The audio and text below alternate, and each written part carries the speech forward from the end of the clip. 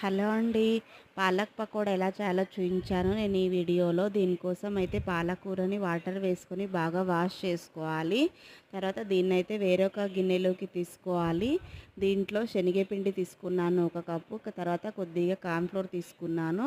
Cornflour available లేకపోతే బియ్యం పిండిని కూడా వేసుకోవచ్చు. తర్వాత కొద్దిగా వాము, జీలకర్ర, తర్వాత పసుపు, తర్వాత సాల్ట్ తీసుకోవాలి. తర్వాత మిర్చి పౌడర్ వేసుకోవాలి. దీన్నైతే బాగా మిక్స్ చేసుకోవాలి. దీనికైతే వాటర్ అవసరం లేదు. మనం పాలకూరను వాష్ చేసుకున్నాం కదా, అదే సరిపోతుంది. ఇలా బాగా మిక్స్ చేసుకోవాలి. దీంట్లో అయితే నేను ఇంకొక హాఫ్ కప్పు శనగపిండి వేసుకుంటున్నాను. మనం వేసుకున్న శనగపిండి పాలకకు మొత్తం అంటుకోవాలన్నమాట. అలా కలుపుకోవాలి పిండిని. తర్వాత